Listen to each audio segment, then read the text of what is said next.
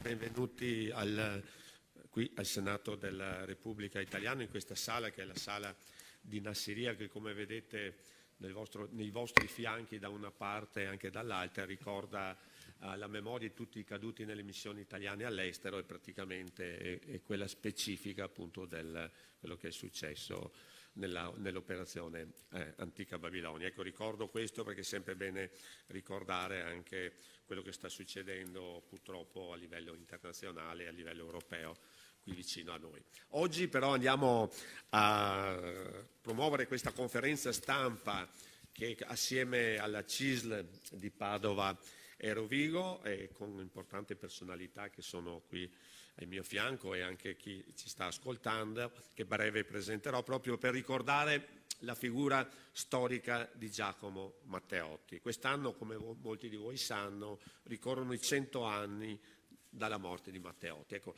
e vorrei proprio in questo momento anche portare, che mi fa molto piacere, credo anche a tutti voi, i saluti di Liliana Segre, la senatrice a vita, che è stata tra l'altro la prima firmataria del progetto di legge che è diventato legge proprio per quanto riguarda le celebrazioni dei 100 anni di Matteotti. Qui presenti sono i suoi collaboratori, c'è il nostro anche responsabile dell'archivio storico, il consigliere Buonomo, che poi farà vedere anche alcune contesti storici importanti proprio del percorso e della figura di Matteotti. Io vorrei fare un grande applauso alla nostra senatrice a vita, che non può essere oggi qui con noi, ma ci sta sicuramente seguendo da Milano, che non poteva raggiungerci, ma con il cuore e con l'anima sicuramente è con noi in tutte le sue considerazioni. Ecco.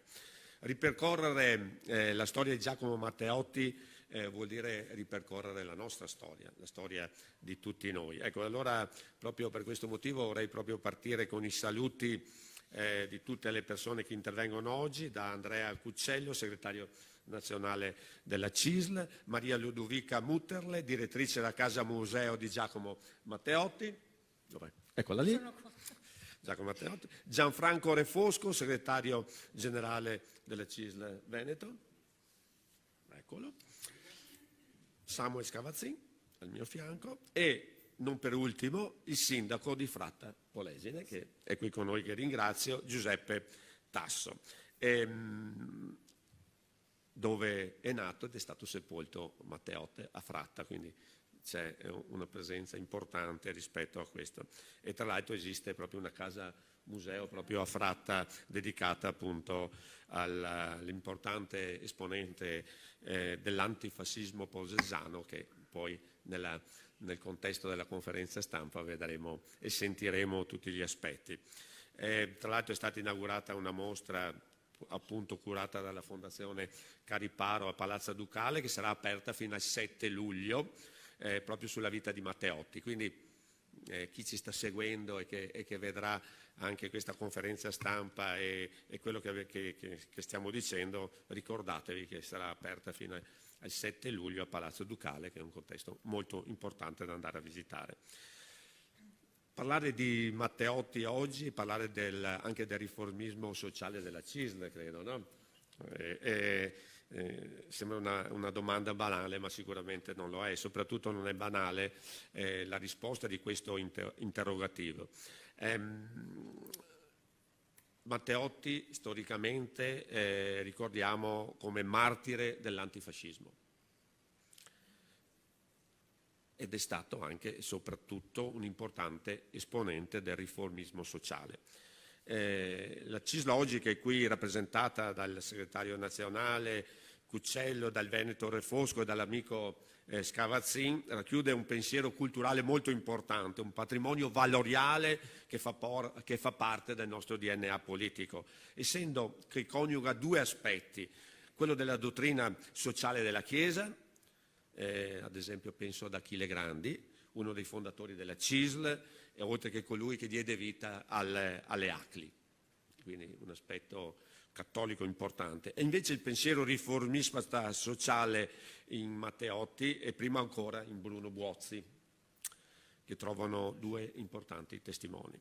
Quindi credo sia importante far conoscere questi aspetti anche alle nuove generazioni, che tante volte nella corsa nella rincorsa di guardare in avanti, non si ricordano, non sanno la storia. Recuperare la storia significa recuperare la nostra storia, le nostre tradizioni e dove veniamo. Sapere di dove veniamo e quali sono stati i precursori della nostra società odierna credo che sia uno degli aspetti fondamentali. Per questo in questa conferenza vogliamo parlare proprio affinché si restituisca a Matteotti la figura del martire, un martire polesano nel caso specifico, la giusta importanza, e credo che i 100 anni della sua scomparsa e tutte le celebrazioni che stiamo facendo in quest'anno danno proprio questa configurazione. Ecco, io mi fermo su questo breve saluto proprio per partire con gli ospiti che sono qui con me, che ringrazio ancora una volta, partendo da Andrea Cuccello, segretario nazionale della CISL. Prego.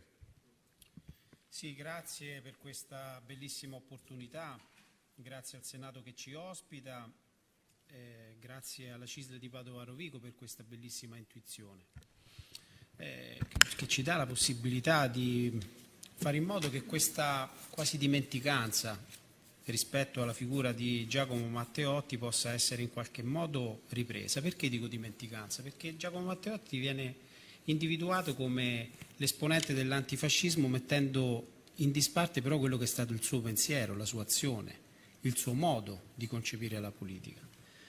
E questo noi riteniamo che sia un danno, perché invece Giacomo Matteotti è stata una figura straordinariamente importante per l'innovazione, per il suo modo di essere politico in un'epoca molto turbolenta e particolare per il nostro Paese. Giacomo Matteotti fu un attore di primissimo piano della politica italiana. Immaginiamo anche... scusate, non mi rendevo conto. Se pensiamo anche alla sua origine, nato in un Polesine molto povero, ma figlio di una famiglia ricca, e di fatto questo gli ha fatto pagare già un prezzo molto importante nei rapporti con la sua terra d'origine all'inizio. Ma è stato un socialista riformista, un giurista brillantissimo, un sindacalista, un organizzatore con una grande energia, organizzatore di cooperative, organizzatore di leghe, organizzatore e nel più alto senso della parola anche un conoscitore, grazie agli studi che aveva effettuato, anche dei bilanci, quindi anche la responsabilità dell'azione politica rispetto al fatto che si può fare ma se è sostenibile, che non era una cosa scontata per l'epoca. E è stato anche oggetto di scherno sul suo territorio, in alcuni casi proprio per la sua ricchezza. Veniva chiamato il politico impellicciato, anche in una sorta di denigrazione, proprio perché veniva da un ceto sociale diverso rispetto al partito che aveva trovato la sua azione, il suo riconoscimento. Ma la storia è quella di un uomo, di un leader politico che ha visto avanzare il fascismo passo dopo passo, e lui l'ha denunciato dal principio. Anche sul territorio ha avuto intimidazione di bruttissimo livello, personale, fisico. E lui non si è mai lamentato, ha continuato fino all'ultimo giorno, fino a quando poi c'è stato il fatto che è quello che è conosciuto all'interno del nostro Paese, ma che sostanzialmente mette in ombra tutto quello che lui è stato, il riconoscimento del fatto di quanto fosse importante la scuola su un territorio dove pochi bambini avevano l'opportunità di poterla esercitare, quindi di poter accrescere e avere l'ascensore sociale che avrebbe poi permesso di costruire un Veneto diverso e sicuramente la zona di Fratta Polesine in modo diverso. Allora questo perché è importante? Noi lo mettiamo in relazione anche con la storia della CISL. Noi lo mettiamo in relazione con la storia della CISL, sono epoche diverse, la CISL nasce sostanzialmente nel 1950, però nasce all'interno di una condizione che era del tutto particolare all'interno del nostro Paese. Perché? Perché di fatto nasce la Libera CGIL, che era la nostra organizzazione, a seguito dell'attentato a Palmiro Togliatti e alla proclamazione di uno sciopero generale della CGIL. Quindi questa anomalia, cioè la CISL, che inizia a prendere la propria coscienza e la propria forma attraverso il fatto che si distingue, quindi la distinzione all'interno di un canovaccio sindacale che vedeva il rapporto tra i partiti e le organizzazioni molto stretti tra loro. La CISL è un qualcosa di diverso. E allora questo che cosa ci fa dire? Ci fa dire che è importante ragionare oggi in termini riformistici. Il nostro Paese ha bisogno di grandi momenti di cambiamento. pensiamo alle questioni che riguardano la non autosufficienza, un paese che si sta invecchiando, la denatalità, il fatto che bisogna trovare un lavoro nel quale la partecipazione che stiamo presentando con la nostra legge di iniziativa popolare, che sta trovando grande soddisfazione nell'ambito della politica, si muove all'interno di quel riformismo del quale Matteotti è stato un padre assolutamente importante. Allora, ricordare la figura di Giacomo, e lo chiamo così perché riprende forma, riprende umanità, riprende la sua forma di vita, è stato anche un padre e un marito amorevole, non lo dobbiamo dimenticare mai, e la sua famiglia ha vissuto anni di grande dolore. Tra l'altro, anche quando è venuta meno la moglie, c'è stata una sorta di ostracismo all'interno del proprio paese perché venisse messa quasi in ombra.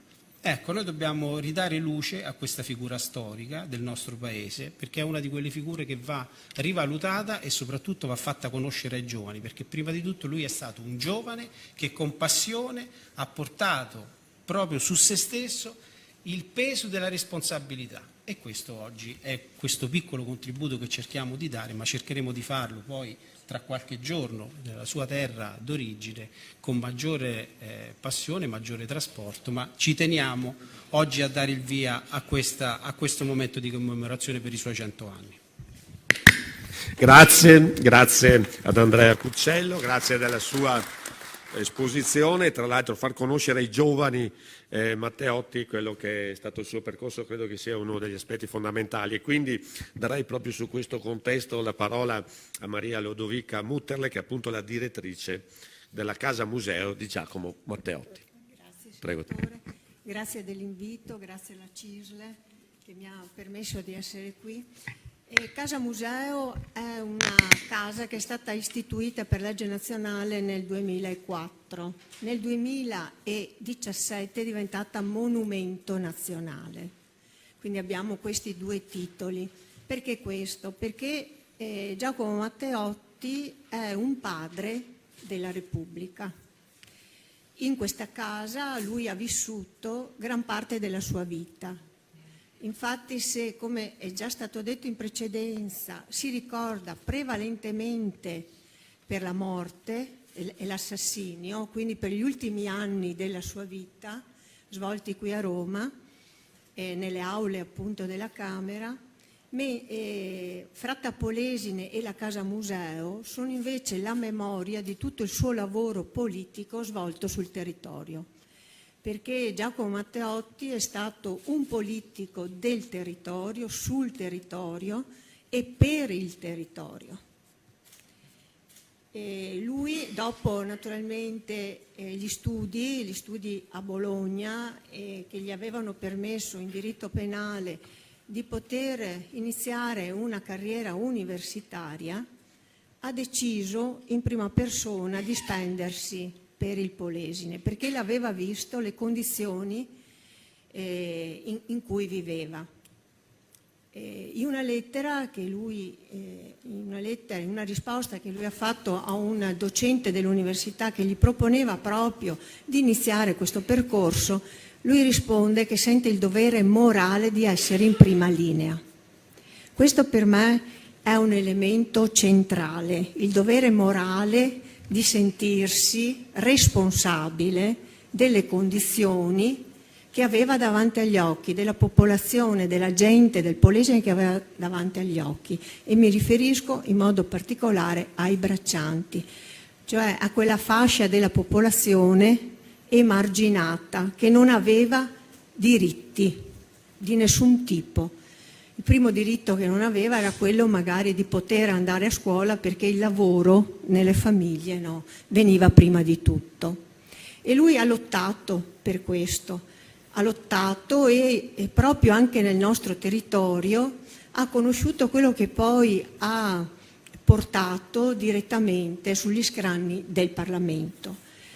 E quindi la scuola, per esempio, diversi sono i discorsi che lui ha tenuto alla Camera sulla scuola, ma un altro argomento di attualità è la guerra. Lui era un antimilitarista, un antibellicista, e l'aveva messo in luce, a discapito anche all'interno del suo stesso partito, già dalla guerra di Libia nel 1911-12, per non parlare poi della Prima Guerra Mondiale.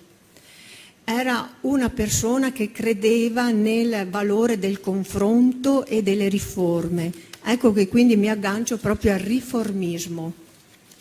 All'interno del suo partito c'era un'ala massimalista, ma lui ha scelto un'altra posizione, quella di portare delle modifiche sociali, economiche, discutendone in Parlamento, con il confronto, essendo anche questo una posizione di primo piano. Ma nel nostro territorio è anche conosciuto perché lì ha conosciuto un altro elemento che gli sarà fatale, quella della violenza del fascismo. Una violenza del fascismo che lui ha subito direttamente. È stato rapito il 12 marzo del 1921 a Castel Guglielmo e gli è stato minacciato di non farsi più vedere in Polesine. Questo è avvenuto dopo un discorso che ha tenuto 2 giorni prima a Roma, dove aveva denunciato, sempre con documenti alla mano, perché questa era una sua caratteristica, le violenze che si erano diffuse in Polesine. Quindi parlare di Matteotti è parlare anche del Polesine, parlare di un'esperienza politica che gli è stata fondamentale, una base per poi andare appunto a Roma in Parlamento. Il Polesine quindi diventa per lui un laboratorio politico, dove ha potuto conoscere le difficoltà e i bisogni della popolazione per poi cercare di risolverli con le riforme proprio in Parlamento. Grazie a Maria Ludovica Mutterle per il suo percorso che ha ulteriormente illustrato. Io direi di dare la parola adesso, facciamo un cambio di programma. Il bello della diretta. Io direi dare la parola e far vedere alcuni contesti che arrivano dal nostro archivio storico del Senato della Repubblica, dal nostro capo ufficio, il dottor Buonomo, che ha fatto la cortesia di essere qui con noi oggi, che può dare alcune, anche dal podio se vuole. Ecco, chi vuole parlare dal podio lo può fare, adesso è lì, quindi o da seduti o da in piedi, come meglio credete, non c'è problema. Ecco, alcune considerazioni storiche che arrivano proprio direttamente appunto da questo percorso fatto con la senatrice Avita Segre e il nostro appunto archivio storico, dove ci sono dei documenti e delle cose che forse sono inedite, forse qualcuno di voi li conosce, la direttrice sicuramente, immagino, però vediamo il fuori programma come va. Prego, dottor Bonomo, e grazie di essere qui con noi oggi. Ringrazio voi tutti. Si tratta in realtà di materiale edito. Il Rossini nel 66 ha già pubblicato ciò che c'è nell'archivio storico del Senato, ma noi nello scansionarlo e nel metterlo a disposizione di tutti i cittadini su internet, sulla nostra banca dati patrimonio, abbiamo voluto dare un risalto maggiore con degli originali, cioè non una trascrizione. Usavano gli atti processuali manoscritti e quindi puoi vedere la firma di Giovanni Amendola sotto il verbale nel quale racconta come ha avuto il pugno in faccia in via Francesco Crispi a Roma il 26 di dicembre del 23, puoi vedere la denuncia di Giuseppe Donati, direttore del Popolo, nella parte in cui menziona il memoriale Rossi, e questo ve lo leggo in 30 secondi. Sono imputabili a codesta organizzazione della CECA, sia nella sua formazione embrionale sia in quella definitiva, le note violenze nelle persone degli onorevoli Mazzolani, Misuri, Buffoni, Amendola, Forni, Ciriani, Bergamini, Nitti, il giornalista Giannini e gli assassini di Don Giovanni Minzoni di Argenta, dell'onorevole Antonio Piccinini, candidato socialista a Reggio Emilia, e di Giacomo Matteotti. Io credo che tutti i ragazzi che possono in quest'anno matteottiano dedicarsi a smanettare sul computer hanno anche la possibilità di toccare con mano ciò che, ripeto, gli storici, gli autorevoli come la professoressa Mutterle già conoscono a menadito, ma che può magari aiutare a porgere un pezzo di storia da un'istituzione importante come questa del Senato. Grazie. Grazie al dottor Buonomo per aver dato anche un'ulteriore possibilità in quest'anno di trovare e di far conoscere la figura di Giacomo Matteotto anche attraverso dei contesti chiaramente storici, come vediamo in copia originale, quindi dà anche la figura del percorso della storia. Allora direi adesso di dare subito la parola al segretario generale della CISL Veneto, Gianfranco Refosco. Prego. Grazie. Vediamo se funziona. Grazie al senatore De Poli, grazie al Senato della Repubblica, grazie alla CIS di Padova Rovigo e al segretario generale Scavazzin per aver pensato questo momento preparatorio per un'importante riunione della settimana prossima. Penso che sia importante non solo fare la giusta rievocazione storica, ma capire soprattutto qual è l'attualizzazione del pensiero e dell'azione di Matteotti, perché in questi tempi, che sono tempi turbolenti, di grandi incertezze, di grandi inquietudini, è necessario per tutte le formazioni sociali, per tutti i cittadini responsabili, riscoprire le fondamenta. Allora io sono contento perché venerdì eravamo insieme con gli amici del sindacato degli alimentaristi del Veneto a rievocare la figura di Giuseppe Toniolo, grande gigante del pensiero sociale, e oggi questo collegamento con Giacomo Matteotti non solo per ricordare la sua tragica fine, che ha segnato di fatto la nascita della dittatura, ma anche per riscoprire il pensiero. Allora ci sono delle questioni fondamentali sulle quali possiamo trarre ancora oggi un insegnamento. Io ne cito 3 o 4. La prima, Matteotti ha fatto una scelta sociale. Lui veniva da un ceto sociale di un certo tipo, era un benestante, una famiglia ricca, ha scelto di stare dalla parte degli ultimi, dei poveri, e l'ha fatto con una radicalità di scelta che ha portato a segnare tutta la sua vita. Quindi la capacità di scegliere da che parte stare è fondamentale oggi, soprattutto quando si fa una scelta di sostegno per l'emancipazione sociale. Il secondo aspetto importante del percorso fatto da Giacomo Matteotti è stata la scelta del riformismo. In un periodo di fortissime contrapposizioni ideologiche, lui ha scelto una strada che è quella di trasformare gradualmente la società tramite il coinvolgimento e la partecipazione delle persone. Difficile, i suoi peggiori detrattori venivano dall'estrema destra e dall'estrema sinistra. Lui è sempre stato visto come una figura scomoda da parte di tutti. Il terzo aspetto che vorrei sottolineare del percorso di Matteotti è stata, lo ricordava adesso anche la direttrice, l'importanza dell'educazione e della formazione delle persone. Lui si è battuto per l'alfabetizzazione delle masse popolari, che insomma parliamo soprattutto dei braccianti in quel periodo che non erano alfabetizzati, e quindi una grande battaglia da questo punto di vista, perché solamente facendo crescere la cultura delle persone sarebbe stato possibile trasformare, riformare il paese. E l'ultima che se si prendono le grandi scelte è stata il coraggio di esporsi in prima persona per denunciare.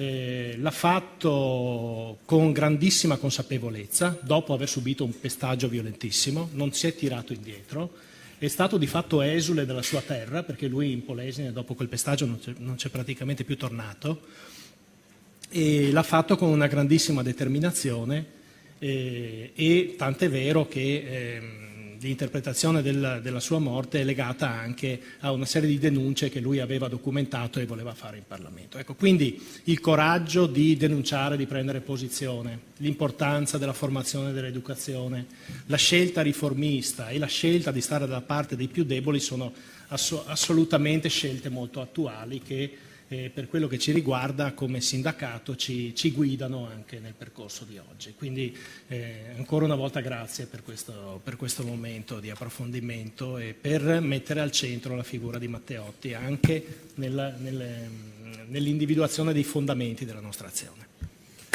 Grazie a Gianfranco Refosco, ma il grazie va chiaramente a tutti voi che attraverso questa possibilità qui in Senato, grazie in modo particolare all'amico Samuel Scavazzin, che è segretario generale appunto della CISL di Padova e Rovigo, che ha voluto fare questa conferenza, ha voluto con forza, diciamo, con forza si vede anche, no? Con forza fare questa conferenza, con forza, non con violenza, anzi la violenza non è di nessuno di noi. Con la forza del pensiero, della convinzione che ci ha portato qui a oggi a fare questo e devo dire per noi, ribadisco, è un onore perché in questi 100 anni del ricordo del centenario è proprio un momento importante che un'istituzione come il Senato della Repubblica, tra l'altro che ribadisco dove è partito proprio col disegno di legge, con la prima firmataria, la senatrice Segre, questo percorso. E credo che questo sia veramente un onore da parte nostra, da parte del Senato della Repubblica. Io direi a questo punto di dare la parola a uno dei protagonisti di questa conferenza stampa e uno anche delle persone che, proprio perché dove è vissuto, dove è sepolto Giacomo Matteotti, proprio per dare, e quindi do la parola al sindaco di Fratta Polesine, Giuseppe Tasso. Prego, signor sindaco. Bisogna spingere. No, niente. Vado solo, benissimo. Grazie. Beh, ringrazio subito Samuel che si è avvicinato subito al comitato di cui sono presidente. Poi ringrazio la CISL e il senatore De Poli per l'accoglienza di oggi. E saluto e ringrazio tutti i presenti e anche chi in altro modo ascolta i relatori di questo convegno. Io considero un onore essere presente oggi in questa importantissima aula, soprattutto perché Giacomo Matteotti è sempre stato strenuo difensore di ogni istituzione, considerandola indispensabile tutore dei diritti dei cittadini, in particolar modo la parte più debole di essi. Lui cominciò la sua opera nei consigli comunali di cui ha fatto parte in numerosi paesi del Polesine e dove ha iniziato la sua battaglia per il miglioramento delle condizioni sociali ed economiche della sua terra natale. Un grande giornalista vissuto quasi contemporaneamente a Matteotti, che ha avuto incarichi diplomatici nelle due Americhe, Adolfo Rossi, nato vicino a Fratta, descrisse le tristi condizioni del Polesine tra la fine dell'Ottocento e l'inizio del Novecento. Così?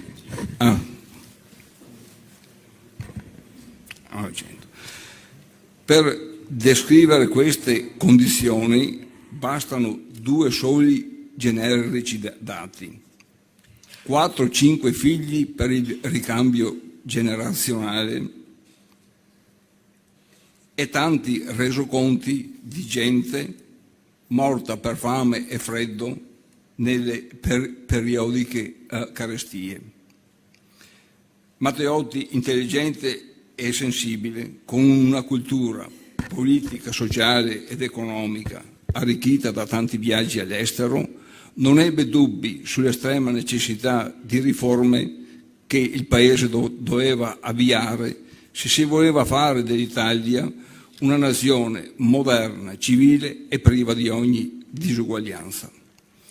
Considerava anche con profondo rispetto lo stesso luogo fisico dove le istituzioni ne operavano, tanto che se arrivò quasi a tollerare, per proteggere amici, le aggressioni squadristiche subite nelle strade e piazze dei paesi, nella sede del Parlamento italiano lottò fino alla morte, indifferente alle minacce, affinché quello rimanesse l'unico luogo garante della libertà, sede di democratico confronto e promotore del benessere e della giustizia sociale del popolo italiano. È un po' staccato qua. Vabbè. All'avventura di una rivoluzione preferì la strada delle riforme, un percorso graduale che garantiva un costante controllo dell'obiettivo finale. Istruzione per tutti, giusta retribuzione del lavoro, tutela della salute, riconoscimento dei diritti di ogni altra condizione garantita in una democrazia compiuta. Mi permetto qualche considerazione personale. Io penso che Matteotti sia stato culturalmente un grande nemico di un concetto medievale di società, dove, sintetizzo, il ricco diventa sempre più ricco grazie anche alla tutela delle istituzioni, mentre il povero vede ridotta la sua esistenza alla pura sopravvivenza. Tutto questo nell'indifferenza delle stesse.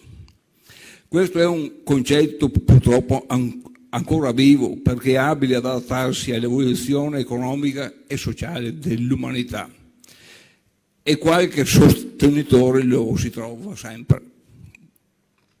Un'organizzazione sindacale è l'avversario naturale di questo concetto, ma ne è ancora più pericoloso e irriducibile nemico quando sceglie di costruire una proposta e di divulgarla all'intera società.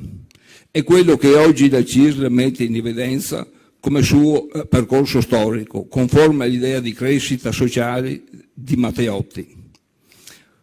Come presidente del comitato provinciale polesano sono felice di aver potuto partecipare a questo incontro e di aver portato la testimonianza dei luoghi natali di Matteotti. Nel cimitero di Fratta Polesine, dove riposa la salma, non è mai mancata la visita discreta di tantissime persone e la puntuale commemorazione del 10 giugno è considerata un doveroso tributo a un uomo politico che ha lasciato all'intero popolo italiano un messaggio che a 100 anni dalla morte va accolto per il suo valore assoluto al di sopra di ogni partigianeria politica. Grazie al sindaco di Fratta Polesine, Giuseppe Tasso. Adesso direi di dare la parola al segretario generale della CISL Padova e Rovigo, Samuel Scavazzin, che diciamo è stato il promotore di questa conferenza stampa e che seguendo un po' le parole di tutti quelli che ci hanno preceduto, Samuel, ricordo di Matteotti.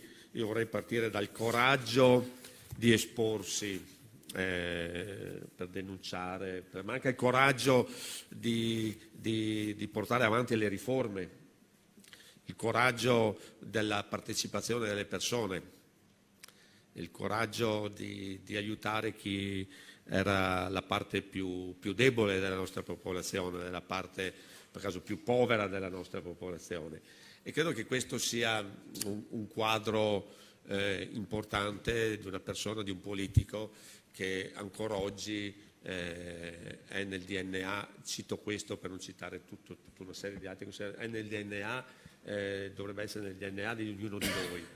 Le riforme servono oggi, lui ci ricorda, la partecipazione delle persone oggi diventa fondamentale nel momento in cui si allontanano sempre di più dal contesto democratico, e la democrazia e la libertà passa attraverso questo nostro contesto che è la Costituzione della Repubblica Italiana, e credo che lui sia stato uno dei fautori per renderla grande la nostra Costituzione, che è quella la nostra carta costituzionale, la cosa più importante e più bella che abbiamo, e dobbiamo salvaguardarla. E credo che tutto questo è un percorso che lui l'ha vissuto, l'ha fatto concretamente in diretta, e oggi nei 100 anni bisogna ricordarlo. Io lascio la conclusione proprio per questo motivo nella nostra conferenza stampa a Samuel Scavazzin, segretario generale della CISL di Padova e Rovigo, ringraziandola per aver voluto, ribadisco, con una forza etica questa conferenza stampa, ma questo ricordo di Giacomo Matteotti qui in Senato della Repubblica. A te, Samuel. Grazie. Funziona tutto? A posto. No, grazie veramente, invece, ecco, contraccambio e veramente ricambio i ringraziamenti al senatore questore De Poli, perché comunque effettivamente lui ha aderito immediatamente a questa mia proposta, idea, insomma, quindi figuriamoci. E devo ringraziare anche il Senato della Repubblica, perché il convegno che faremo la prossima settimana, il 16 di aprile, abbiamo anche il patrocinio del Senato della Repubblica, quindi anche questo evidenzia, insomma, una partecipazione e comunque un sentimento importante. Certe cose ringrazio veramente anche i vari presenti qua, anche da questa parte e dall'altra parte del tavolo. Non posso esimermi che comunque questa idea, questa intuizione, a prescindere da chi la può aver avuta, se non avevo la mia squadra, quindi la Francesca e la Stefania, che mi dessero un supporto, non saremmo riusciti di certo a realizzare tutto questo.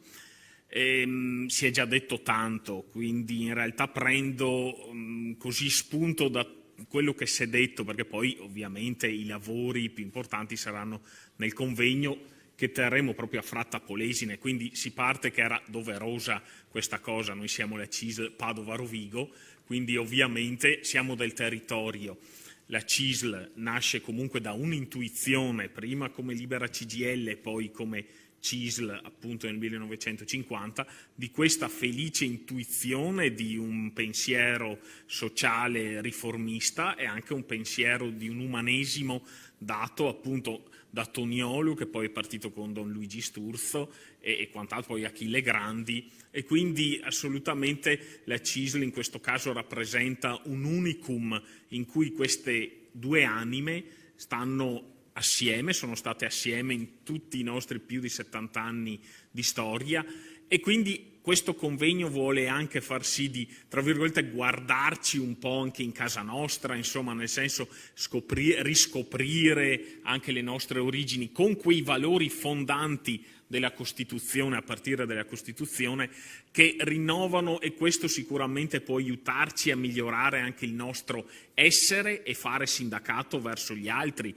sindacato di prossimità, ad esempio, sindacato della partecipazione. Quindi se noi magari certe cose le diamo anche per scontato, perché magari fanno proprio parte del nostro DNA, però invece bisogna proprio ragionare su questo, quindi cercare di elevare anche chi allo stato attuale non ha questa possibilità. La formazione, come si è detto, è fondamentale. A me è piaciuto una battuta, ovviamente non è un virgolettato, che aveva detto la Maria Ludovica Mutterle sulla questione di Matteotti, che voleva e doveva essere sempre in prima linea, non è un virgolettato, però anche lì mi ha fatto subito tornare alla mente una madre della patria come Tina Anselmi, che lei diceva bisogna esserci per cambiare, e quindi anche qua si vede che comunque quando ci sono quelle idee giuste, perché ci sono anche idee giuste e idee anche sbagliate, in realtà poi bisogna capire se c'è un dolo o no, però queste idee effettivamente sono molto più, uniscono più che dividere in realtà, quindi questo è molto molto importante. E credo che questa, io spero, questa esperienza che per noi tutti insomma ci migliora sicuramente, possa anche dare quel quid in più per poter migliorare, poter anche dare il giusto risalto, perché se noi pensiamo a Matteotti, in qualsiasi borgo, in qualsiasi città, paesello esiste una via, una piazza, ma forse il 98% non sa chi sia Giacomo Matteotti. Cioè, quantomeno sì, uno dice è uno che è stato ucciso dal fascismo, punto, ma non sanno in realtà tutto il percorso che c'è dietro la figura. Per questo insomma ci sarà anche una tavola rotonda a questo convegno, con presenza anche di senatori o Mancini e Giaretta, ad esempio, quindi per questo, proprio per raccontare, voglio dire, due punti di vista, ma da due partenze in realtà quanto in questo caso la CISL veramente unisce e può dare quelle migliorie che l'Italia adesso ne ha tanto di bisogno. Quindi io veramente finisco qua, perché veramente ringrazio il senatore De Poli per la cortesia e anche l'impegno che ci ha messo, insomma, e quindi anche per averci ospitato, perché, ripeto, è un grande impegno, ma è anche un grande onore per la CISL di Padova Rovigo, insomma, così essere arrivata fino al Senato per portare quantomeno delle idee, ripeto, che purtroppo magari forse le diamo per scontate, ma invece è meglio sempre ricordarle, perché quando iniziamo a dare per scontato troppe cose, magari qualcuno se ne può approfittare in malo modo.